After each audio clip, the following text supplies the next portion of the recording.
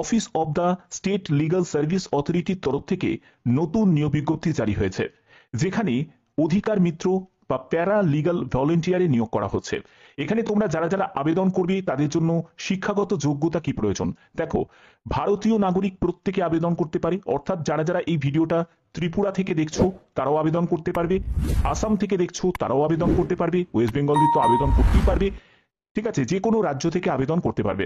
ন্যূনতম বয়স হচ্ছে 18 বছর, ম্যাক্সিমাম বয়স এখানে উল্লেখ করা নেই, অর্থাৎ 18 থেকে 40 হলেও আবেদন করতে পারো, 45 হলেও আবেদন করতে পারো, বা 50 হলেও আবেদন করতে পারো। যোগ্যতা হলো মাধ্যমিক পাস। শুধু মাধ্যমিক যদি পাস করে থাকো তাহলেই আবেদন করতে পারবে। Higher qualification will be given weightage. যদি তোমার হায়ার কোয়ালিফিকেশন থাকে তাহলে তোমাদের এক্সট্রা প্রেফারেন্স দেওয়া হবে। ঠিক আছে। Computer operation, data handling, knowledge in accounting will be preferred. দেখো, যদি তোমার কম্পিউটারে কোনো যোগ্যতা থাকে তাহলে সেক্ষেত্রে তুমি কিন্তু অগ্রাধিকার পেয়ে যাবে, বাট এটা কিন্তু ম্যান্ডেটারি নয়। ম্যান্ডেটারি হচ্ছে মাধ্যমিক পাস। মাধ্যমিক পাস হলেই তুমি আবেদন করতে পারবে। ঠিক আছে।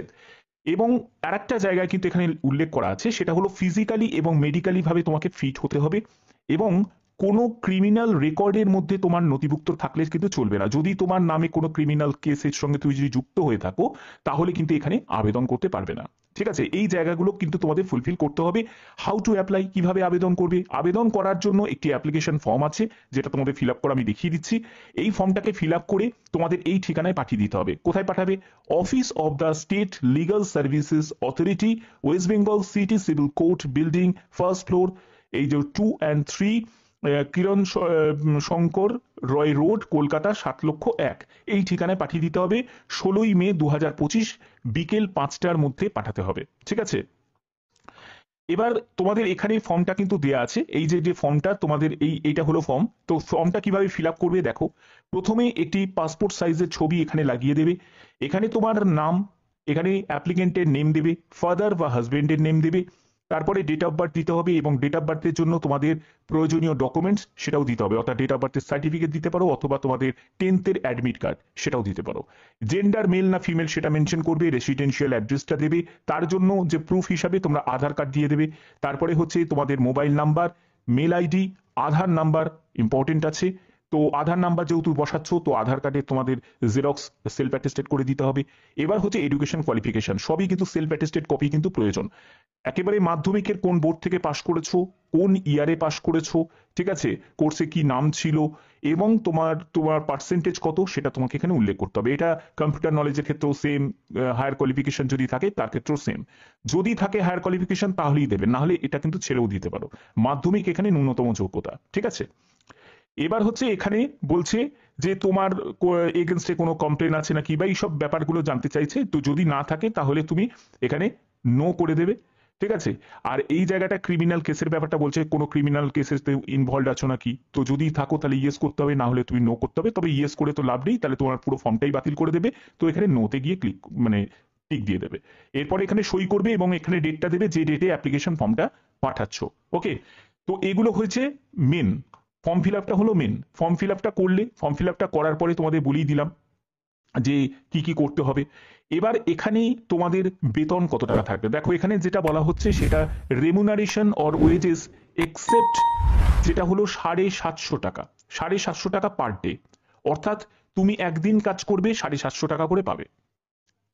ঠিক আছে। 750 টাকা করে একদিনে পাবে। তুমি 10 দিন কাজ করলে, ধরো তোমার 10 দিন তোমার কাজ হলো, 7,500 টাকা তুমি পাবে। এরকম করে তুমি যে কটা দিন তুমি কাজ করবে সেই অনুযায়ী তোমাদের পার ডে হিসাবে তোমাদের বেতন থাকবে। ঠিক আছে। বেতন বা রেমুনারেশন যা বলো না কেন, এটা থাকবে। ঠিক আছে। কারণ এদের যেটা বলেই দিয়েছে, পিএলভি মানে প্যারা ভলেন্টিয়ার যেটা আছে, নট ক্যারি এনি স্যালারি, তারা কোনো স্যালারি ক্যারি করে না, তাদেরকে একটা রেমুনারেশন বা এগুলো দেওয়া হয়। ঠিক আছে।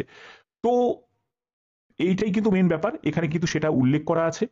এবার কি কি ক্ষেত্রে তোমাদের এই আবেদনকে ক্যান্সেল করে দেওয়া হতে পারে সেইটাও কিন্তু এখানে বলা আছে। যদি তুমি ভুলভাল ভাবে আবেদন করো, আবেদন পদ্ধতি যদি ঠিক মতো না থাকে, কোনো ডকুমেন্টস যদি না দাও, তাহলে কিন্তু এখানে টার্মিনেট করে দিতে পারে।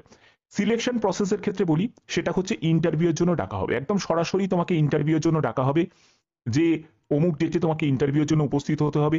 ইন্টারভিউটা কোথায় হবে? ইন্টারভিউটা মেন অফিসেই হবে, অর্থাৎ ওয়েস্ট বেঙ্গলের মেন যে এসএল এস এর যে মানে অফিস আছে সেখানে কিন্তু তোমাদের ইন্টারভিউর জন্য উপস্থিত হতে হবে।